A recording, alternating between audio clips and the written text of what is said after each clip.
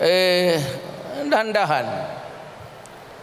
Ngayon, nakikita ko sa bayan ko, kasi kung magsabi ka, anong ipakita mo sa amin? What can you show to us na kaya mo? Exhibit A, Davao. Andyan kami sa Mindanao. Ang Mindanao magulo. Ang Mindanao nandoon lahat, good or bad.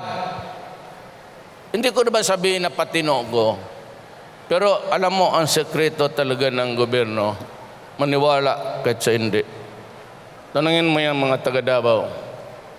It's really discipline. Pag wala tayong disiplina, pag ayaw sumunod ang tao, wala talaga. Na the reason why I ran, finally, kasi mismo yung gobyerno is the one oppressing the people. Alam mo dito sa bayan natin, dalawang klase ito. Yung nasa taas, yung mga mayayaman, yung mga bilyonaryo, at kung anong pinaggagawa, tax evasion, smuggling of rice. Napunta pa ako ng Senado, nag-testify ako, wala rin nangyari. Lahat, yung mga transaksyon, mga kaibigan, binibigay, hausyaw lahat yan. Pero bilyon ang nawawala, naghirap pa rin ang tao. Sa baba, because obedience dito, pagsunod ng batas, kung gusto mo lang, itong sa baba, ito yung mga kriminal na walang dalawang isip, papatayin ka, nanakawan ka, i-rape yung mga anak mo dahil sa droga. It is really driven by drugs, shabu. At maraming beses na ako nagpadayag sa Pilipinas, I am not normally a person who would call the president. But I remember there was a time, kasagsagan yung bala, sinabi ko kay Mr. President, in-interview ako, I was in the tomb of my mother and father, and I called the attention of the President. I said, Mr. President Aquino, I supported you during the last election. Si Mar, sinuportahan ko yan. I never asked isang piso sa kanila.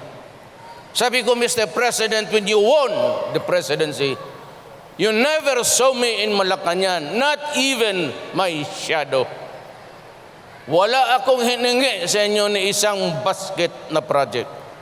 But this time, I have to talk to you publicly because it is government which is oppressing the people. Pagbaba mo pa lang dyan sa airport, yung himulbulan ang sa Bisaya, yung manok na buhusan mo na mainit na tubig, hinihimulbulan na dyan. Ang kaya nilang kunin yung mga bagay-bagay ng mga mahirap, yung mga OFW at yung ordinaryong tao. Dito naman paglabas, andyan yung mga kung ano-anong racket sa taxi sa lahat na nakawan.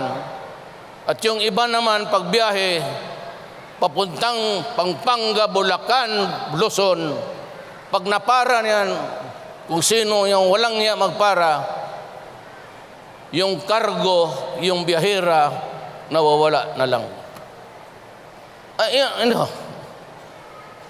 It is the solemn duty of government to provide security to the people.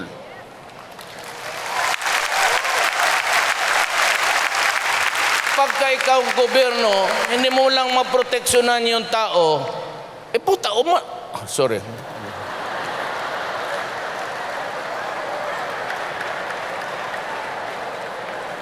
Umalis ka na lang.